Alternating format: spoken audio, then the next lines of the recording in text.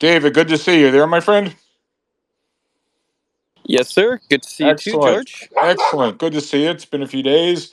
Unfortunately, Dilly is not with us today, so David will capably fill in.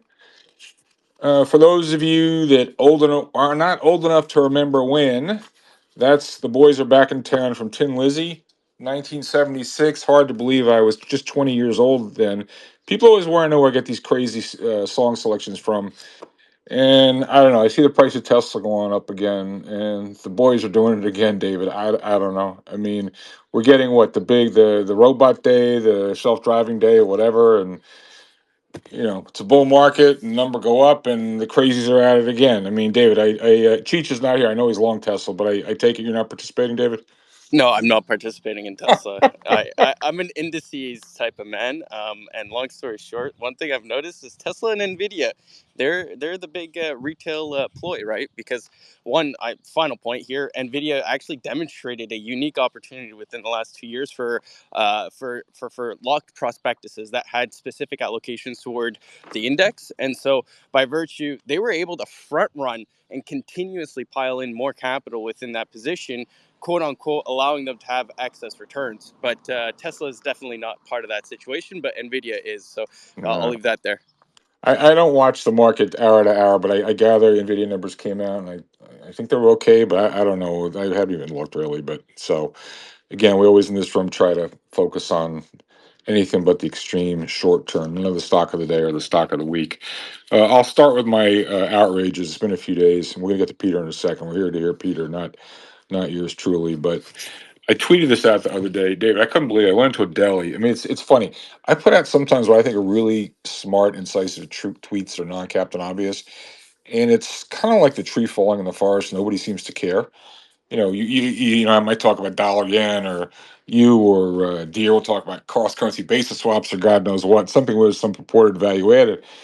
Then the other day, I think it was yesterday. I can't even remember anymore. I go into a deli to get a sandwich, and I was thirsty, and I made the so I grabbed a Coke Zero out of the refrigerator, and I was so thirsty, I made the mistake of opening it before I paid for it. So then when I go up to the counter to pay for everything, I'm surprised at how much the whole bill was. I'm like, how'd that happen?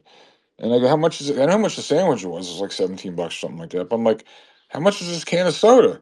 And this Dilly corrected me where she's from in the Midwest in Michigan. It's pop, but I digress.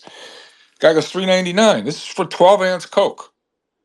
I mean, listen, it's not that I had to take out a second mortgage to pay for it. I was offended though by the price. And like an idiot, I'd made the mistake of, opening it before I paid for it. So that'll teach you a lesson. Pro tip, take it from me for other money saving tips. The And other that po- sounds like daylight robbery right there, George. Yeah, I mean, come on. There's so much, rent extraction going on in all prices. Every transaction nowadays, David, is viewed as an opportunity for someone to rip you off. It's funny. I had a friend of mine who's been out of the country for 9 months. He just came back and was touring around the States for a couple weeks. And so I asked him the question I always ask people. I haven't been to a certain place for a while. I said, so what'd you notice? Like, I hadn't been here for a while. What'd you notice? He goes, everywhere I go, everyone wants a tip. Okay, you go to a restaurant, they want a tip. You go to a self-service gas station, they want a tip. This is like Tip Nation now. I mean, unbelievable. Last thing we're going to get to Peter, haircuts. So as we all remember from Econ 101, and David, I know you studied dismal science, economists like on a micro basis talk about haircuts as, talk about goods and services, the most simple service, a haircut. So I go to the local barber shop the other day. It is a barber shop. It's not a salon. Excuse me. It's not a barber shop. Although I'll tell you stories about salons some other time. I go in, and the best thing about this place is they give good haircuts. It's reasonably cheap. Plus, you get all the good gossip about what's going on. And I live in a very liberal area, so it's hilarious to listen to them tell stories about how some of the more liberal-minded folks are pulling their hair out, or they're starting to think that maybe while they can't stand Trump, some of the things Trump's doing is actually okay. But anyway, here's the relevant point. So I go in, and I go to pay, and it was $40 without the tip. Now it was 35 the last time I was there. Supposed to go every 6 weeks or whatever. And before that, like maybe a year earlier, it was 30. And I got it since I've lived here for like 6 years. I can't remember in 6 years if it started at 20 or at 22. It's now 40. 40. Now, the women in the room will say, "Oh, George, it's a deal. Do you know how much it costs me to get my hair done?" All right, but like David, I'm almost inclined to go to one of these, Russian guys in the lower Bronx or something to get it done for like $12. I mean, $40 for my hair? Like, you serious? But people talk about there's no inflation, the true inflation, blah blah blah blah blah. Service inflation is going nuts. And Dave, you shop for your own food? You've been in a food store recently? It's absolutely insane. I'll tell you that. My sirloins have gone up like I would say at least 50% in the last 7 months. Do you buy regular, prime, or choice? Prime. So I actually go to my local butcher and try to support him, and because we have a fairly good relationship. Sorry, I'm walking my dog. But Sorry. because we have a good relationship, we often do deals, and I buy in bulk because I want it, and I usually buy some liver as well because I am a health fad in that respect. Yeah. But yeah, it's like he says, like I can't support the deals that we were offering, and I have to increase it. And he apologized, but unfortunately, like I understand the business is being compressed, and I prefer support my local butcher than go to like a large supermarket, right? If I see one more thing on Twitter about how really we're getting deflation, look at trueflation, turn the chart upside down this way, and people's inflation expectations are being falsely influenced by the tariffs and this and that. I mean, try going out for dinner. Just try going out for dinner. All right. Anyway, I rest. So we're not here to listen to my rant, although a lot of you people tell me you like my rant. Instead, you're here to listen to Peter. Peter needs a little introduction. He's a big shot. He's a CNBC contributor, I think, or maybe he's not, but he's on CNBC all the time. Anyway, Peter, it's you've had a storied career, and I'm a big fan. My friend, our mutual friend Doug Cass, is always quoting you every day. And so I'm a huge fan. And I guess your company's name, I don't even know you by companies. I just know Peter. So Peter, Bleakley Investment Strategy. So Peter, welcome. Good to Thank you, see you. George, Good for to see you, having me. Peter. Yeah, Yes. and you were on some that marathon space today or something. Like Michael Guy had something going on for like 4 or 5 hours. And listed like 30 people, and you were one of them. Did you actually participate in that? Yeah, I was on, but only about a half hour Got it. of that. Got But it. I did, and I am actually a contributor still. And CNBC contributor. yeah, Ooh, that's a there you go. So Peter, there's so many ways we could go with this conversation. I know you've been coming on Japanese bond yields, the schlocky mixed economy we have here, the stock market. I always like to remind people the stock market's not the economy's not the stock market. By the way, I just saw the tweet come across people. If I saw one, I saw 10 of them. Nvidia is up 5% now as they breathlessly are oohing and eyeing over this. So, Peter, I don't know where you want to go with this. I mean, we always like to deal in variant perceptions, or what is it the market believes that one might not believe in, or I hate to say the market's wrong. The market's never wrong. All right, it's arrogant to say the market's wrong, but as George Soros, I think, once said, the way to really make money is to figure out what does the market believe it's not true, and more importantly, when do you think the market will realize that it's not true. So, we don't like in here. Oh, I think the GDP is going to be 2.2, and and it's not 2.1. I'm above the street, and my dot plots are bigger than your dot plots. I mean, that really doesn't interest me because I'm interested in trying to make money. So, I don't know if a good place to start is the Japanese bond market because I think that has big ramifications for elsewhere. So, you want to talk on Japanese bonds or anything else that you think is really, noteworthy and eye catching, and possibly not being fully paid attention to by the market, by the equity market. well, I think to sort of address your big picture of um, what variant perception possibly could be in the markets right now, and I think it's a market that wants to believe that it's still 2024 or January, February 2025, and that enthusiasm about AI and post November enthusiasm about Trump, and we're going to continue to party on like we did in 23, 24. And I think people are sort of missing that there's some big picture transitions that we're in the midst of. You talk about Nvidia being up 5%. It's still below its highs. Microsoft stock peaked in July 2024. The point I make with bringing that up is I think the AI tech trade ended in late January when the DeepSeek news came out. And it wasn't just the DeepSeek news, it was investors questioning the fundamentals of the Mag 7 on an isolated individual basis and realizing that, at least for some of them, they're spending gobs of money to an end we're not sure about, an end maybe a benefit to the end user of all this stuff, but for the actual spenders, wow, there's a lot of money that you're spending, and you've just turned these cash flow rich businesses into capital intensive businesses. I think we've seen a major rethink globally in terms of foreign holdings of US assets, stocks, corporate bonds, preferreds, treasuries, CLOs, and a variety of different assets where foreigners just piled in headfirst, just as US retail and institutional investors did. And I think that the rethink of that is not just a one quarter, let's trim around the edges and just continue on. I think this is a multi year thing. Uh, we're about to see the budget negotiations take another leg higher in terms of the House handing over a bill to the Senate. But I do think that you're going to see a slowdown in the pace of government spending from the drunken sailor levels that we've seen over the last couple of years. Well, one of the major lifts to GDP growth over the last couple of years has been government spending. Uh, so I think a lot of these big picture things are beginning to change. And what does that mean for the multiple in the S&P, for example? Is it still going to be 22, 23 times in the midst of what I think is major change going on? Well, uh, I don't think that that's where we're going to end up. And then, of course, you throw tariffs on top of all of this, and what's looking like, at a minimum, a 10% tariff on top of what was the existing tariff, taking that tariff rate to the highest level since the early 1940s.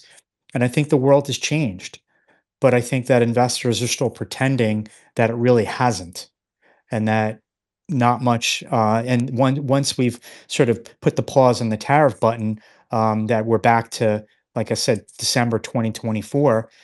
I think that's a bit too cute, and I don't think people are appreciating the mega trends that are now shifting. And I think it's time to throw out the old playbook and realize that a new one is in the process of being developed. Peter, that is so well spoken. Really kudos to you. I'm not trying to blow smoke up your backside. So let's dig into that a little bit. Um, so coming into this year, while some may have said, yeah, there'll be more volatility with Trump and there'll be more surprises and this, that, and everything else. Okay, nobody really had on their bingo card the type of tariff craziness that we saw. And I kind of wonder whether or not the tariff focus, where every day it's the story's changing, that kind of distracted attention away from pretty much everything else. And in a bizarre kind of a way, let me wind that back again. All these other things are going on in the background while everyone's focused on the tariffs. And you get the celebratory move up because the tariffs won't be as bad as expected. Second driven tariff news is negative. Blah blah blah blah blah. Okay, fine. But once that's out of the way, we then go back to our regularly scheduled programming, which is, as you're pointing out, the market. I don't know exactly right into today, but it's flat or up a little bit for the year. Whatever. Look at the S&P. Whatever it is, it's okay. But as you were saying, Peter, interest rates are much higher. So bond yields. The growth outlook is certainly less good than it was. Okay, energy prices are down. The dollar is down. That's good for equities, but the uncertainty level is higher, even if it comes off from levels with comes up some of there's some resolution on the tariff, which I think has been greatly overrated. But leave that aside. Not arguably, demonstrably, uncontroversially, the outlook is much worse now than it was on January 1. But let's just say they make the argument the market's up a touch or flat or whatever since the start of the year. Like, to me, that does not compute. So is that mainly a function, as you were saying, people want their 24 back? Because logically it doesn't make any sense. I do think it's that. And just to put some numbers around what you just said, coming into the year, the estimate for this year, I'm talking about just the S&P, was about 270. That estimate is now down to about 262. GDP growth, I do think you have to sort of merge Q1 and Q2 to sort of smooth out the distortions of the front running and pull forward of a lot of the trade stuff pre-tariff. If you just merge the two quarters together, probably going to be looking at about a 1% growth rate. I don't think that that was on people's expectations list going into 2025. Uh, and you mentioned the dollar. Yeah, the weaker dollar on one hand could be good for corporate profits and maybe um, flows to an extent, but we and to my point of that this is a different world. A weaker dollar is just going to exaggerate foreign selling of assets. I mean, if you take the example of what happened in the Taiwanese dollar a couple weeks ago when it rallied like 8% in 2 days. I mean, Taiwanese insurance companies that had loaded up on an unhedged basis in US Treasuries basically gave back 3 or 4 years of interest income in just a couple of days via the loss of the dollar's value against the Taiwanese dollar. So a weak dollar is going to enhance the losses of their holdings of our assets. At the same time, they want to reduce their holdings of US assets, which would then exaggerate their selling of US assets. So I think the weaker dollar this time around actually can be a real negative in terms of flows into our markets. And I can't emphasize enough, getting back to my earlier point, that if I'm right, that if we lose the leadership of the Mag 7, and now that is just a splintered group, and rather than being one homogeneous, one decision set of stocks where you just buy them all, and now the market's going to sort of pick and choose which one they should buy or not, you're losing 35% of the S&P 500 in terms of leadership. Add three more, get the top 10. You're talking about 40% of the S&P we are potentially losing as a leadership group. Well, then who are you going to hand the baton off to? The bank stocks? Um, I don't know. Yep. Energy, yeah, maybe energy, but energy is like 2% of the Yeah. S&P. So energy and I'm bullish on I energy, so know, I'm I know, long I know. it. And energy can go to 4, but where's the leadership? But I think people want to believe that this group still exists. You can see that in the 5% rally in Nvidia. People still want to believe. And I don't want to say that these stocks can't work. I'm just saying that these are now all of a sudden, instead of one decision investments, they're now trading stocks. And trading stocks will just, they'll go up and down. But in terms of the upward trajectory of the market, I think we're in one of those historical periods of digestion and consolidation that can last multiple years. And that means that if you want to make money in markets, you got to widen your lens. You got to invest in other things in the US, you got to invest internationally, and realize there's a whole slew of opportunities out there that have been sort of swept aside with the obsession of the Mag 7. And now it's the other stocks' turn to start to outperform. And we've seen that. I mean, the German DAX in euro terms is up 20% this year. The Hang Seng, since the end of 2023, let alone the end of 24, since the end of 2023, has outperformed the S&P 500. So the market is telling you, and you said earlier, the market doesn't lie, the market's telling you that the best opportunities right now are outside the US. 100%. I couldn't agree with that more. So I don't know how familiar you are, Peter, with Michael Howell and his work. We're all Mhm. huge fans here, and Michael has made a very good point repeatedly about. I think I got this right. The U.S. may or may not win the trade war. Put that aside, but we're losing. We will lose the capital war, and that really touches on what you were getting to, that the flows of capital, the I don't know, 25 trillion, 30 trillion, whatever it is, that's coming into the U.S. The capital accounts the converse of the trade account, or it's a mirror image. That it's almost intentional. If you didn't know any better, we're basically giving a big middle finger to the foreigners, saying, "Take your money home." We want it, and forget about it's the old line: "Watch what they do, not what they say." Okay, Trump administration wants a lower dollar. All right, so as you were saying, I mean, if talking before about bond markets. I mean, Peter, just think about it. I mean, you travel, you have international clients as well. If you're sitting there, you're an insurance company in Japan or in Germany or in London or whatever. I mean, let's just take the yen for a second, because that one to me looks like it's probably one of the cheapest major currencies out there.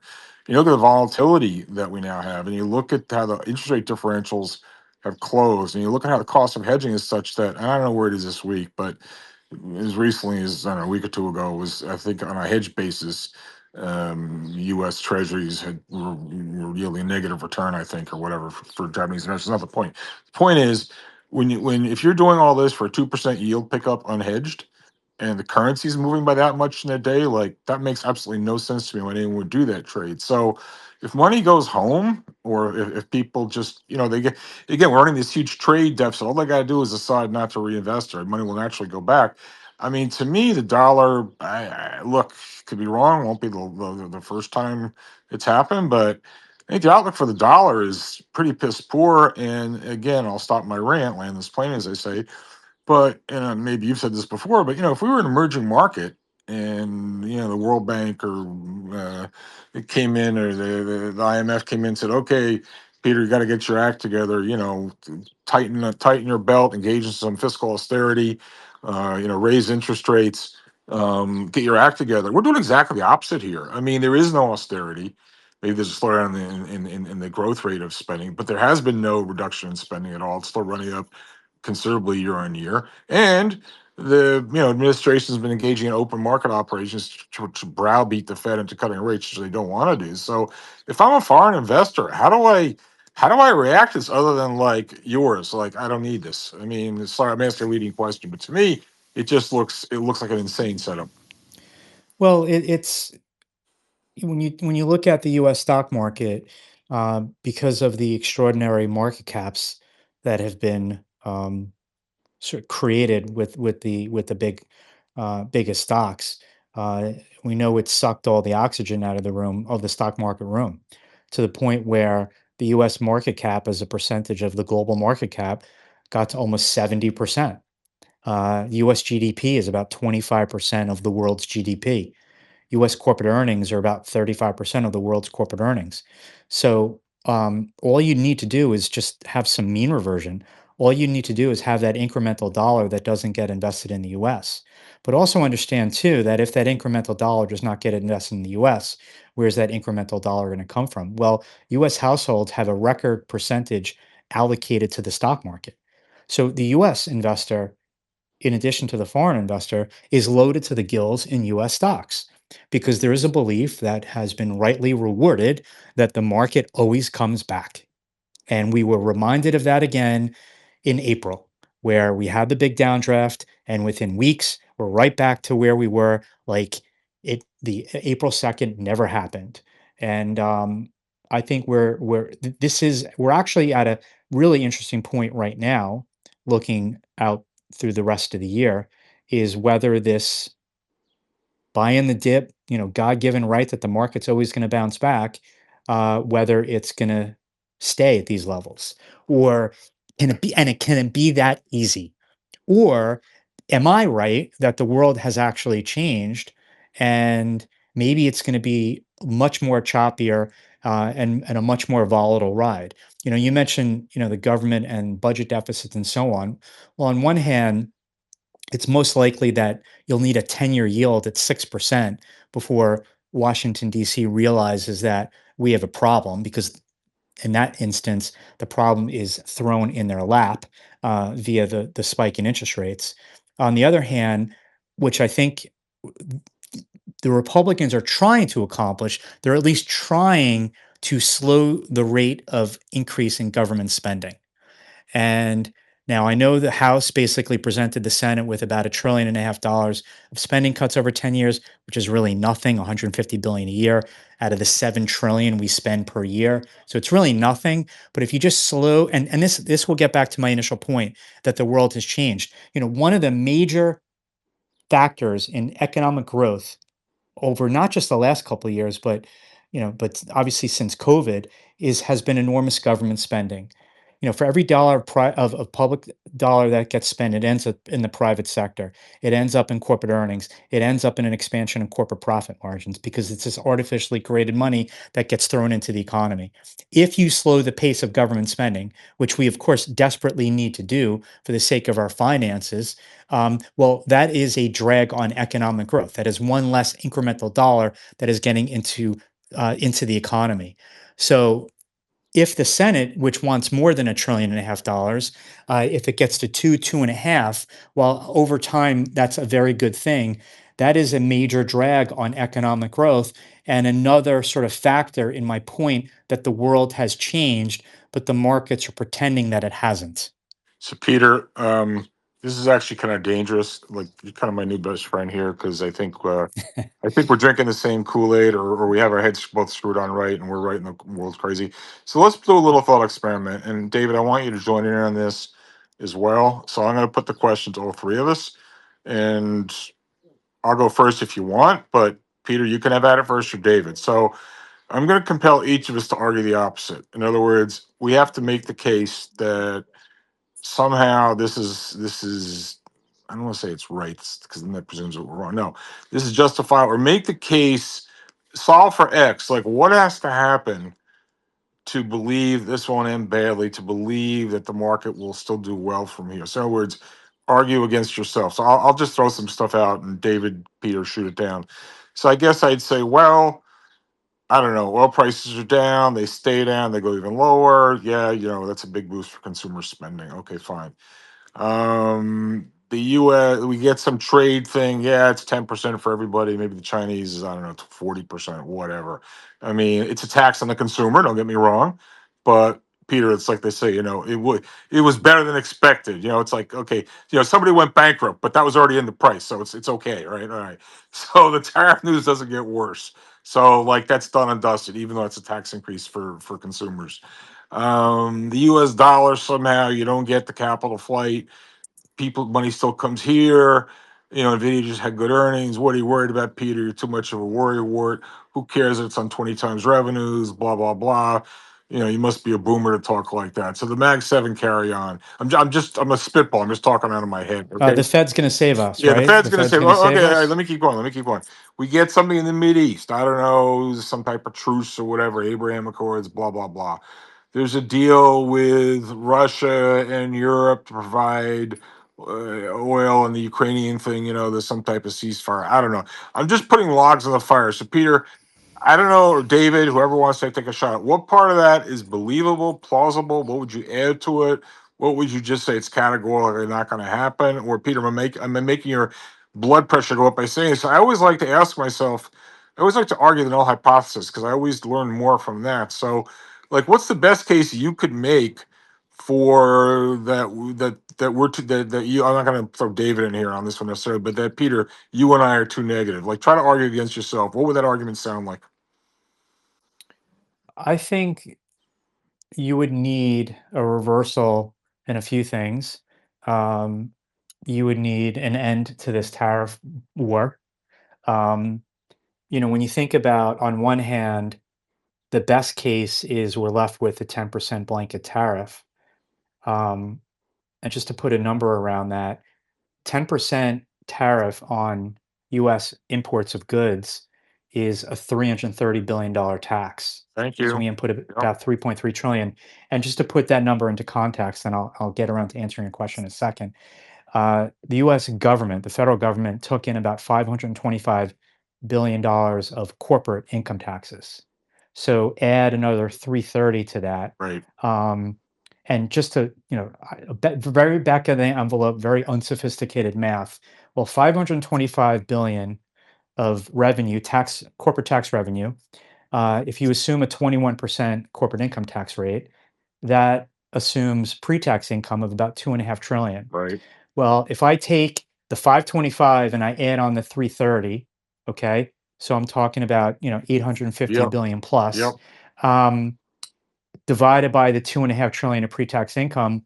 All of a sudden, you're talking about, instead of a 21% corporate income tax rate, you're talking about a 34% income tax rate, Right. corporate income tax rate. Right. So Trump, via his tariff, has essentially taken away his entire 2017 cut in the corporate income tax rate. So my point is that Peter, one of Peter, the Peter, Peter, as I say, but I digress. Keep going. Yeah. Go yeah. on. So one of the benefit is if he wakes up and says, 10% tariff rate is too low because I'm not going to get the reshoring I want because it's only 10%.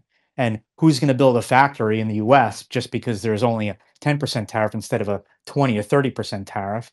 So 10% actually is not high enough to reshore, but it's high enough to be punitive to corporate profits and thus economic activity.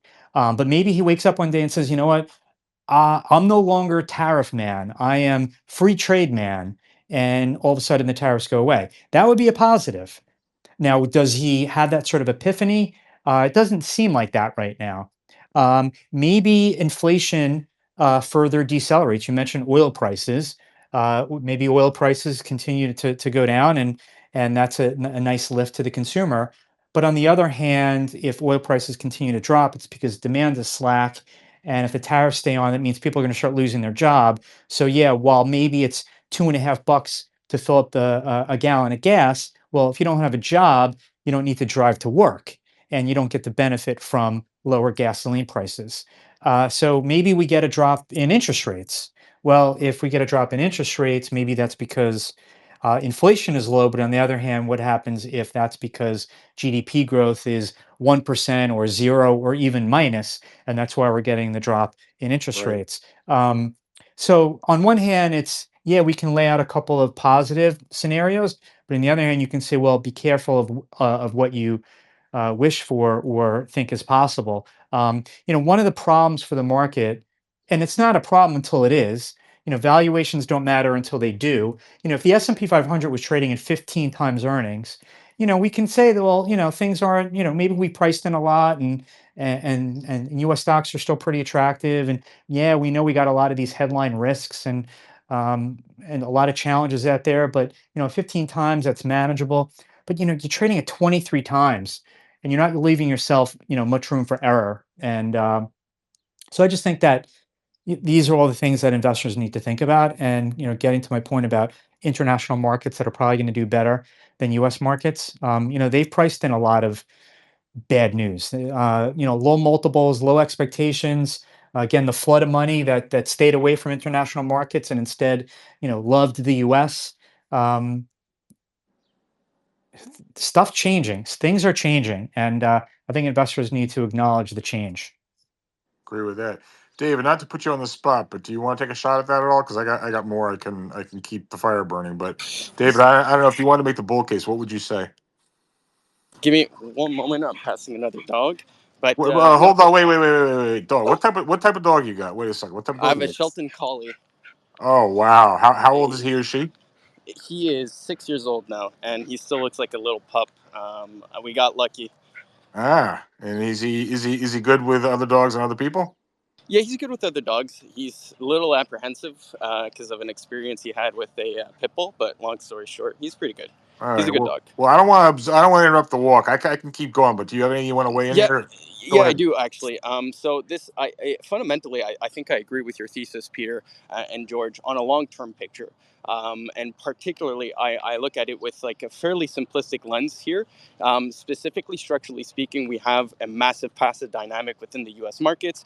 Peter, you isolated the participation rates within retail in the United States is quite high, and if you compare it on a global scale, in fact, we undoubtedly have the largest participation rate within the actual U.S. stock market, and I think that that dynamic is going to play a significant role as to your other point that you just made. Valuations don't matter until they actually matter, and currently, until we have significant outflows from passive structures, that would essentially imply retirement rates increasing and so forth. So the inflows aren't compensating for the outflows. That's where we'll then go into like this structural weakness within the S&P and within just specifically the U.S. markets. I particularly ascribe a 5-year period because there is a huge retirement wall coming in that 5-year period, and by definition, that's going to create this disbalance that we're going to see. So on a fundamental basis, I agree with your thesis that things are going to change, and it's just a matter of time when they do. And I relate it specifically to passive flows. It's a fairly simplistic lens because, unfortunately, like the market at this point, and we can clearly conclude since April that even if with these tariffs come out to play, we get a blanket 10% tariff on the market, I think it's still going to be perceived as fairly bullish, and we're only going to see net negative impacts to margins over like a 2 to 1 quarter basis once once we actually see the margin compression on the corporate end, right, after the tariffs come into play. But nonetheless, the market's going to be in this consolidative phase with an actual propensity to go higher due to that passive element. And I was just curious your perspective on that, because essentially your thesis I agree with, but it's mainly the time frame that I'm questioning. Well, passive, the interesting thing about passive is, um, for every dollar that comes into the market, there's a dollar that comes out via the seller.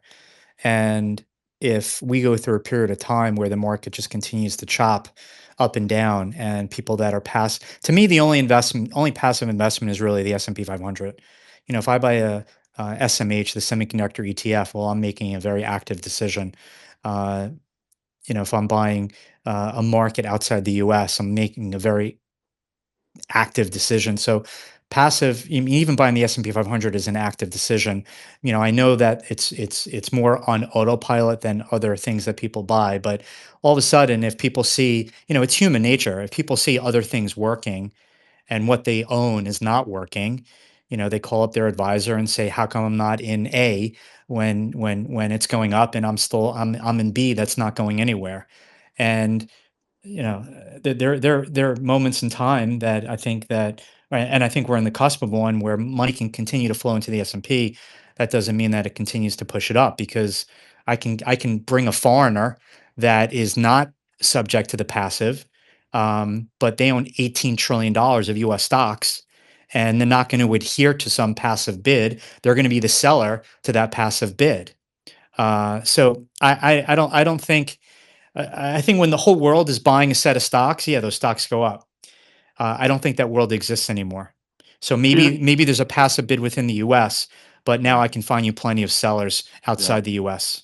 It's interesting. It takes two to make a market. Peter, one of the things that's been front and center for me, and I've been on gold, I've been negative on bonds, stocks. It's a pair of twos. I'm just, I was I was short correct a couple of years ago, saved my welcome, got burned in 23. Everyone knows about that. But I look at equity, I just find it really hard. And even though equities have rallied, gold is still handling at this sensing equities on a year-to-date basis. And so let me put the following to you, Peter. Uh, Bonds. When you're talking before about how you got to maybe throw a 6% bond yield at the foot of Congress to get them to do something. Um, I've actually been thinking, maybe it's too left brain dominant, logical, but it's the bond market that's going to have to force their hand. Is Michael Kramer, who's not in the space today, correctly coined the term a couple months ago, but everyone stole it from him. Trump doesn't hold the cards. Mr. Market holds all the cards. In particular, the bond market holds the cards. So I don't want to say market's going to go up until bond yields are going to go up until the stock market pukes. But if I have to think logically about where we're headed, given that I don't believe inflation's really under control. I'm not yelling Weimar. I just think inflation is not under control. It's higher than they want. We're not stopping spending. The dollar's going down. That and more importantly, even more importantly than the inflation rate, is what's happening to rail rates and term premium, and they're still not terribly high from a historical perspective. And I just was listening to Michael Howe presentation yesterday. He shows very clearly that the effect that the issuing of bond, the issuing of funding being done at the short instead of the long end has had been an artificial depressant on bond yields. And if they're doing it more appropriately, this gets really wonkish. Yields will be 50, 75 basis points higher, blah, blah, blah, blah, blah. But skip the details. The question, to simplify it, is I'm very negative on bonds. I think yields could keep going up. And I think I infer from your earlier comments you are negative on bonds. But when will the market really care? Well, how high do you think bond yields will go? And how high do they have to go? And maybe it's the speed, not the level. Do they have to go to get the real attention of the equity market? So the bear market in bonds continues on, and I'm going to sound so similar to what that guy said on terms of bonds and Trump. I refer to, the bond police are patrolling neighborhoods, and over the last couple weeks, they've headed back into Japanese neighborhoods. Um, to sound Peter, do we allow stop and frisk? Sorry, go on. yeah, Go on. to sound hyperbolic for a second, when we had $18 trillion of negative yielding bonds, in dollar terms, it was the biggest financial bubble in the history of financial bubbles. Nothing comes close. Where the genius of central banks, turns an asset class into a bunch of liabilities for the holder. And we're now a few years into this bear market. And the thing that, how you started this talking about Japan, I'm going to circle back to that. I've been following GDP yields for the last couple of years, particularly the 40 year. And the reason why for the last couple of years, focused on the 40 year is because it was the furthest distance from the overnight rate, therefore, the least manipulated by the BOJ. And in terms of market messaging, really the only part of the curve that can sort of speak out and be sort of market driven. And the market is clearly speaking out, whether it's an overnight rate that's still only 50 basis points in Japan, even though inflation's still running at 2 to 3%, or the 250% of debt to GDP that the market's finally pushing back against, or what we're seeing in the gilt market, or what we're seeing in the U.S. Treasury market. I mean, we're all in this bond boat together, and there are moments in time when JGB yields can go up and U.S. Treasuries don't follow. But generally speaking, since 2022, what's happened in Japan has happened in the UK, has happened in the US, has happened in French oats and German bunds and in Italian BTPs. We're all in this together, and I don't think that this bond bear market just ends in a couple of years. You follow Jim Grant, and he'll go over the last 200 years, these 20, 30, 40-year sort of cycles of bond and bull bear markets, and we're just coming off a 40-year bond bear market. And so to me, that is a major thing that we have to pay attention to. And the amount of times that I have to tell people that you have to wake up and see what JGB yields did, in order to sort of gauge how your day is going to go, that's more so than ever. And, fundamentally, the BOJ was sort of the architect of modern day monetary, I call madness, of experimenting with zero rates and all this QE. Then, of course, the Europeans took it one step further with negative interest rates, but we all jumped into the same sort of QE boat with the expansion of central bank balance sheets. And now we're beginning to see the flip side and what the cost of this is. I mean, the biggest loser right now with the sell off in JGBs is the BOJ. They own half that market. The mark to market losses now on their balance sheet continues to go up. The Fed is losing money every day, in terms of the interest income they're taking in relative to the money they're paying out to the banks. So there is a major strain that's going on with central bank balance sheets, with the holdings of sovereign bonds, which is of course the sort of the price director of so many different things. And this bond bear market just doesn't end in a couple of years. It has further to go. And at what level does it matter for equity markets to realize that we have a bond bear market, rates are staying high, and I'm still paying 23 times multiple for the S&P 500? I don't know when it matters. At some point, it will matter. And it's beginning to matter in different ways. I mean, people are talking about, okay, we have $1 trillion interest expense now for the U.S. government. It's beginning to matter because we're all talking about it. If now when it's going to matter for markets, it's mattered for the bond market. That's why the 10 years at 4.5 rather than 3.5 after 100 basis points of Fed rate cuts. That was a pretty astonishing sort of punch in the face to the Fed, that just because you control the short end doesn't mean you control me, the long end. Things are happening. But, as we saw, in 2005, and I think it was November, December 2005, Pulte said our home sales in Las Vegas were beginning to slow. Well, the stock market didn't care until October 2007. So trying to figure out when people are going to care, I don't know, but there's a lot of things in motion now that we should be very focused on. That's terrific, Peter. Let's move around the horn here a little bit. My good friend Gnostic is in the room. Gnostic, if you are there, please unmute yourself. You have a question for Peter. Gnostic. Yeah, Peter. So this may sound like a puppy dog question, as I haven't been following this stuff too closely. But your implication from what you were saying about bonds is people switching from long to short end, and in the markets not having an international buyer. So, do you think the capital flows into the United States from international sources have begun to slow, or I haven't been following it that closely, so I'm looking for some sort of assurance or reassurance as to what's going on with external capital flows into the US? Well, foreigners continue to buy treasuries, but you have to break out foreigners. It's you either have a foreign central bank, and then you have non-central bank foreign buying, and a couple of things. About 15 years ago, foreigners, and I'm combining both central banks and non-central banks, foreigners owned about half the marketable U.S. Treasury market, of marketable securities. Today, that percentage is down to about 30%. So they've been buying, but they've been buying less and less of new issuance, and therefore their percentage holdings has continued to decline. But now we're at a point where hedge funds, U.S. hedge funds in this basis trade, the Cayman Islands are now one of the largest holders of U.S. Treasuries. Now, Cayman Islands, I don't know if they have a central bank, and it's mostly hedge funds that are hiding in Cayman and making those purchases. The point is that foreigners have been reducing their holdings of treasuries for many years now. We've seen it particularly with Japan and China, the two largest holders over the last couple of years.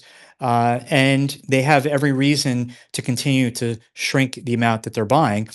And if they do buy, it's just easier for them to buy the short end. And it just provides them with much more flexibility in terms of constantly maturing holdings that they have. They don't need to take the duration risk. So I think we don't have the helping hand of foreigners. Now, over the last 15 years, as foreigners have been shrinking their holdings, we know the Fed has dramatically raised the percentage of their holdings. That has been the offsetting incremental buyer of treasuries that has been able to continuously finance the U.S. government.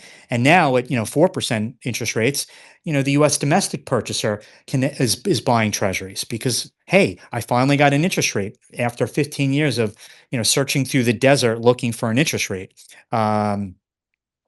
But I think overall, the foreign currency moves are making it much more complicated for foreigners to own U.S. assets on an unhedged basis. Yeah, and Peter, allied to that, and Gnostic, I don't know if you had a follow up, but allied to that, Peter, there's another way of looking at it. As you were saying earlier in the conversation, if you're a foreign investor, say you're sitting in Zurich or in Frankfurt or Tokyo, and in your local currency terms, I mean, you absolutely killed it last year owning U.S. equities, but this year, let's say the market's flat and S&P in foreign currencies is down significantly. Conversely, we're sitting here looking at things through the lens of being a dollar-based investor. I always that's because the S&P is denominated in American pesos. There once was a time not that long ago you could say, well, look at the market in Argentine pesos. It's a weak currency, but it's not so much anymore. So let's say Turkish lira. Okay, to what extent, Peter, are investors really just benefiting from, or being fooled by money illusion? That is to say, it's the unit of accounting which needs to be taken into consideration. So, for instance, you look at this. I like to take the S&P, or do it even for the RSP, the equal weight. But if you divide it by gold, okay, the S&P is down like 20% this year, if not more. Last year, I'd like to point out that the store of value, gold, was up just as much as the S&P. And in fact, for over the course of the last 3 or 4 years, in gold terms, it sounds like Dennis Gartman now, the S&P is actually down quite considerably. I can't remember if it's 60% or some big number like that. So how much of it is that we're just looking at the S&P through the lens of, a weak currency, the U.S. dollar? Again, if I said Turkish lira, people would get it and say, that's ridiculous. But, in real terms, we're losing money. And so, maybe it's just the unit of accounting which is framing this conversation. And looked at differently. No, we're not in a bull market by any means. I mean, do I trigger you, Peter? Yeah, I mean that's a factor. I mean, I've done sort of the same exercise, and seeing how stocks trade relative to gold or relative to other things, and it is a good point. But we do live in nominal terms, and people express themselves in nominal terms, and they think the world revolves around nominal terms. So that's how Yeah, they've that yeah, yeah, that's yeah, yeah, yeah. yeah. All right. So let me put it another way. So we're saying I can do it a different way. Okay, that yeah, we live in nominal terms. I agree, but we are losing by just taking solace as the S&P SWAT is a big deal. I mean, on a world basis, you're becoming poorer because the dollar's going down against everything. So, Yeah, but perspective is important, and there's yeah, no like you doubt. pointed out, there are a lot of other markets that are a hell of a lot better. The Yeah, market's and telling you just so. you can measure gold versus a gallon of gasoline in terms of proving its purchasing power worth relative to what a dollar was. A dollar in 1971. You take that dollar today and buying a gallon of gasoline, you probably can't even it's a fraction of the amount Yep. of gasoline you can buy with a bar of gold. Yep. So yes, I do think it's important to run those exercises. Uh, People don't fully understand that when you are paying a higher price for something at the store, you're losing your dollar is buying less. You have reduced purchasing power, and that's the definition of inflation. And yeah, the stock market may be up 10%, but if the value of the dollar is down 10%, then you're really not any better off. Yeah, yeah, Um, 100%, Peter. I was listening earlier today. Maggie Rule is terrific. I urge everyone to listen to her podcast. She had Rick Rule on, and I know you know these numbers, Peter, but it's always good to hear someone rehearse them. He was going on. He is a gold bull. He was a gold bull. He will be a gold bull. But he just coldly reciting statistics throughout the '70s. How the gold I think went up some ridiculous number. I think he said 13x. I don't know if that's the right number or not, but just pointing out in purchasing power parity. Sorry, in real terms, the dollar fell, I think, by 75% or something like that in the decade of stagflation in the '70s. So, not that it's going to be the same. It's never the same, but it's instructive. And I think, when we get back to Peter, bigger picture, and Nas, I'll get back to you in 1 second. We have this debt problem here. There's two ways they can deal with it. You can default, that's not going to happen, or you can devalue it. And to me, it looks like, they always do that. So, would you disagree with that? Or, yeah, no, that's the easy that's way. clearly what's been going on. Yeah. It's the hidden tax, Yep. is inflation. I mean, that's what it's been since the history of mankind. 100%. Gnostic, second shot on goal for you. Okay, well, after that question, George, I got two of them. So, Peter, perhaps you can confirm whether this was taking place or not, but I have anecdotal notations from people saying that China shifted an awful lot of its US holdings over to London, and London sales are now listed as London sales rather than Chinese sales. So, is it possible that their decrease or the large decrease in Chinese holdings is actually masked by holding them out of London? It's very possible. The UK is the number two holder now of US Treasuries. If you look at the last tick report for March, so yeah, it is possible. I think more importantly, though, and let's just say that was the case, and China still owns, call it, $1 trillion of US Treasuries. I think the makeup of it is really important because if all they're doing is buying 3-month T bills, then I don't think that really sends much of a message relative Roll to over long to short. it, yeah, relative to if they were still long 10-year paper, for example. I would think that if we were to look at the composition of China's treasury holdings, regardless of where it's domiciled or custodied, that they've shifted a lot of their maturities to the shorter end. Oop. And a small addition to that, what would happen if the US extended the term of its bonds from, say, 30 years to 50 years? Well, you mean in terms of like mafia-esque Maturity, style, like I'll make you an offer you can't refuse, or basically. or you're gonna issue just 50-year bonds and hope somebody's gonna buy them. No, no, the first one. Yeah, so that was part of the Steve Myron report that he wrote in November about well, if we're the U.S. and we're going to put a defense shield around you, well, you're going to with a smile on your face take you're going to take my 100-year paper and you'll give me your 10-year paper and you'll be happy and thank me for it, and if you want to repo it at the Fed, no problem. I think that I I heard that back in January is the first time I heard it, and I just didn't know how strong arming our foreign holders of U.S. Treasuries was going to really work out. Because why would they ever buy another Treasury ever again? Yeah, Well, that's the backside of it, but the other side of it is just not rather than reissuing that way, just relabel 10-year bond to a 20-year. Yeah, that would be a default, and I think reputationally, that would just not be a good look. yeah, Peter, I couldn't agree with you more. I don't know what was dumber, or put it another way, I don't know what got my blood pressure up more, that idiotic idea, or, and Peter, I know it's brain rot, and please don't look at this if you haven't looked at it. Peter, do you know what a bit bond is? Have you heard about these things? A what bond? I'm A sorry. bit bond. BIT? Yeah. No. Okay, you want to get real brain rot, or you want something to go on a rant tomorrow for Doug Cass's column?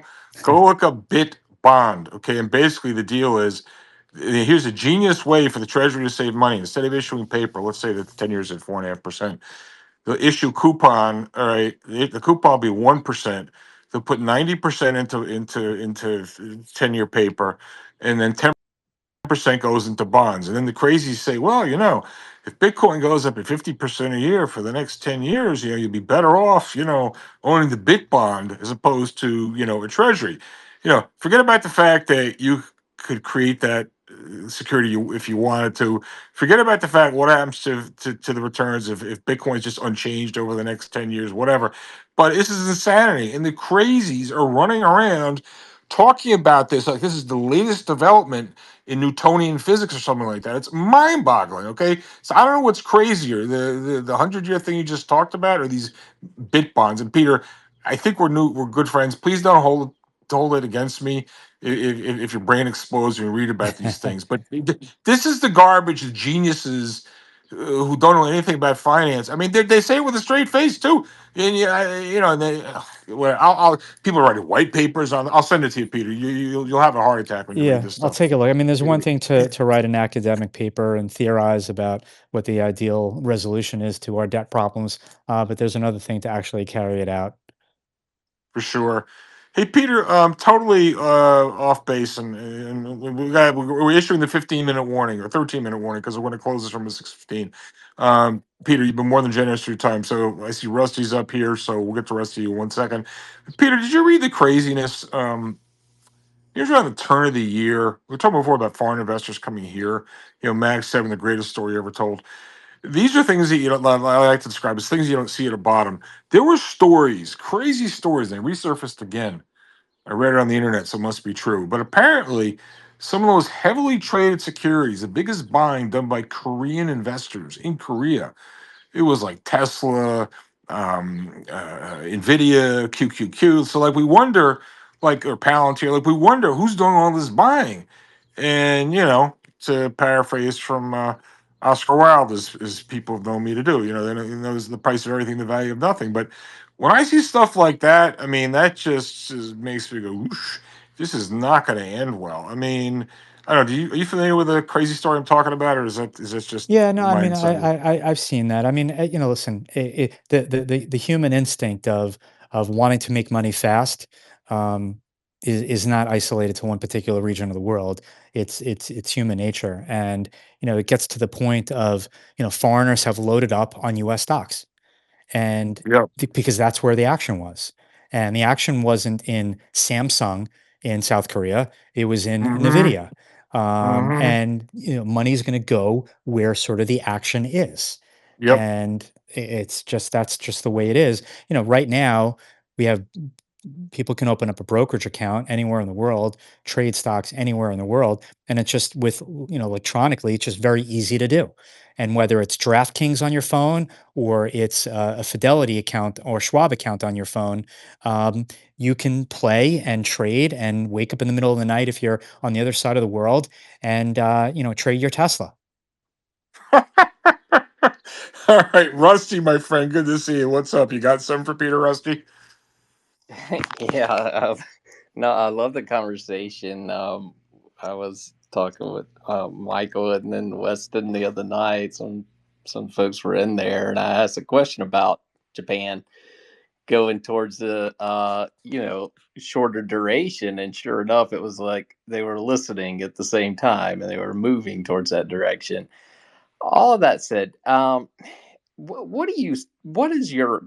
This is a very difficult one, but what do you think is going to happen with you know the dollar, in your opinion? Really, I mean, I know that's loaded, Well, a but couple things. Let's take foreign central bank holdings of the dollar relative to their reserve pie, call it. Uh, 25 years ago, the dollar holdings or the dollar weighting was about 70%. Now it's down to 58%. I think it's probably going to 45 to 50. Will it still be the dominant holding of foreign central banks? Yes, but it's going to be less so. Let's take the dollar as a transactional currency. I need the dollar to buy something from somebody else, and it transacts in dollars. Well, I think that that is also over a period of time. There's going to be less need to trade and use the U.S. dollar. Look at China buying oil from Saudi, trading in yuan. We're buying Russian oil, trading in yuan. We're buying soybeans from Brazil, trading in yuan. Or India buying oil from Russia, trading in rupee. So sort of the petrodollar, to use that as a source of probably the most traded commodity around the world, is becoming less so. So I just think that the dollar will still be a dominant currency, but it's just going to be less so. Now, how it's going to be valued on a cross rate against the British pound or the yen or the Swiss franc, I don't know. But we've seen it devalue dramatically against the price of gold, and gold is one of those reserve assets. So the dollar is depreciating rapidly here, just not necessarily against some of the other, poorly structured cross rates. So Um, yeah, Peter. So so there are before I, multiple views of how you can look at the dollar here, but against gold, it's gone down dramatically. yeah. So Peter, excellent point. Now, so I'll get back to you in 1 second. I happened to be speaking to, well, I was listening actually to Michael Howe yesterday, and he was, to your point, Peter, you talk about the problem we have in the bond market here. It's not a uniquely American phenomenon. It's a global phenomenon. It's in the bond markets of most of the major countries, and therefore, what you're really seeing is a increased. People are looking for monetary hedges, as he calls it. So gold, Bitcoin, et cetera. And so you can start getting into discussion about, well, does that mean this, worthless fiat currency, the dollar is going to go down against the worthless yen versus the pound? That's the less interesting question than that all these fiat currencies are going to go down against gold. And I actually believe that very strongly. And Peter, allow me for 1 second. I just got to plug commercial message here. So Michael Howe, most all of them know who he is. He's going to be at our conference, our virtual conference next Thursday. It's a week from tomorrow. One of 11 speakers is truly a phenomenal conference. We've got Michael Howe, Ian Harder on Europe, Jay Ploski on global equity strategy, Stavros Treaties on technicals, Tavi Costa on gold. One of Tavi's fund is at 88% this year. It's crazy. Jordy Visser, who has few peers when it comes to being able to talk about AI, traditional markets, and Bitcoin. I mentioned Michael Howe, Mike Rothman, probably the senior ranking energy analyst in the street, formerly the number one ranked energy analyst at Merrill Lynch when he was there. Melody Wright talking about housing, Louis Gov on Asia, John Roque, everyone's favorite technician, come for the stories if not the charts. And then finally, to spice it up, we've got Mark Cahotes with some short ideas. So this is going to be a fabulous conference.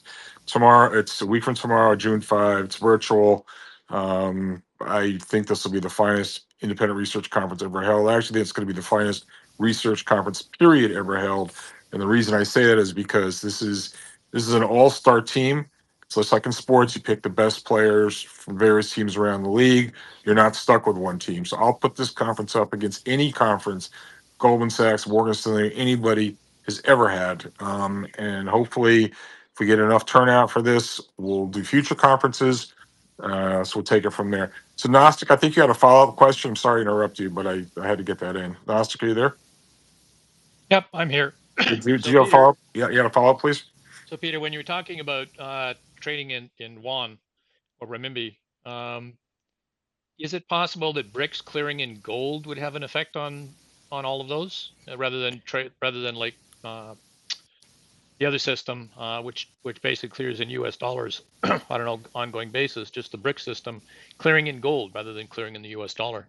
I mean, I think that I think they essentially are, because of any excess reserves that are created via this trade is getting parked in gold.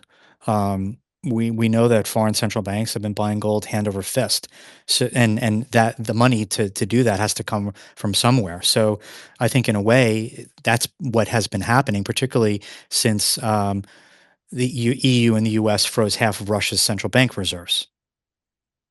Yeah, I suspect that they're in fact doing it without saying they're doing it, and the central banks are picking it up.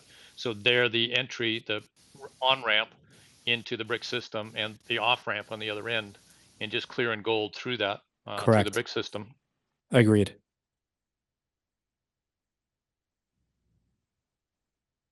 Peter, thank you very much, and thank you for Thank putting you. up with some of my unknowledgeable questions. No, no, so all good questions.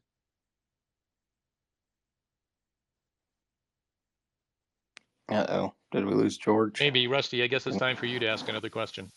Yeah, Rusty. Either if you have a question, go for it. I have one more for Peter, but we're getting to a closing time, last round. So Oh, Rusty, sorry, I didn't hear you talking, George. no, that's all right. Rusty, you have another question for Peter? No. Honestly, really, it was gonna be exactly what he led to. Was I was curious about gold, so he really answered my There you go. There you go. question So without it. yeah, so Peter, I'm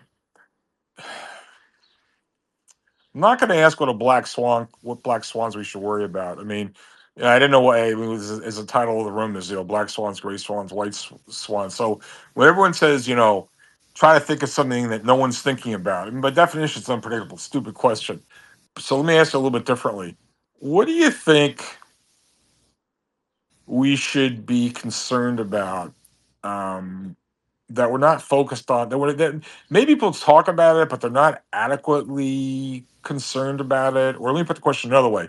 If we have you back, and Peter, you have to come back before the year's over, this has been fantastic, and I hope you've enjoyed it as much as we Yes, have. for sure. If because I like to think we ask better questions in these rooms than other rooms, but I'm not going to name other rooms by name.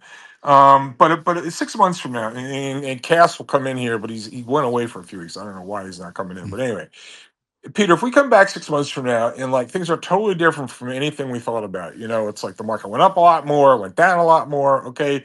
So it's like, I'm not asking you to predict the unpredictable. I'm just saying, like, and it could be something we've talked about, but people aren't really putting enough of a probability on it. What do you think it will be? For me, I'll go first. I'll make it easy.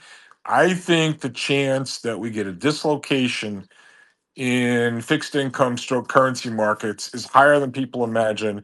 I hate when people says, well, we're going to get a lose trust moment. But basically, I think the market is going to revolt at some point because almost by definition, the politicians, they're just going to keep doing it. And Peter, you know how it is. The meme on Twitter is like, more liquidity, MOAR, right?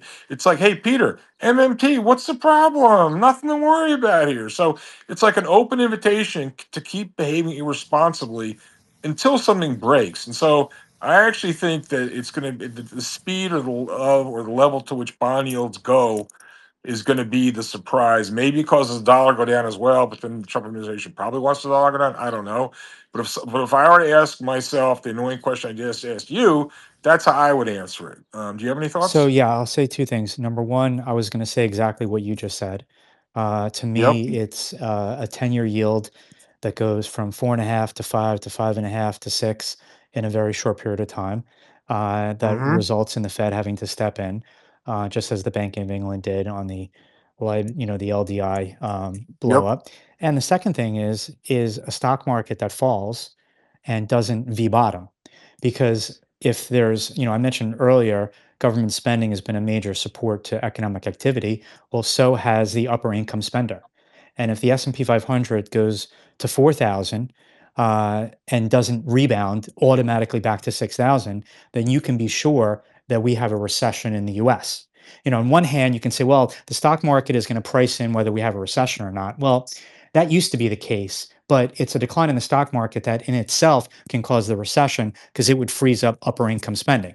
You can be sure that restaurants will not be as crowded if the S&P 500 is at 4,000 instead of 6,000. That's an important thing. This whole debate for the last couple of years: recession, no recession, this or that. I'm like, well, if you're going to make a call on a recession, then you also have to have an opinion on the S&P 500.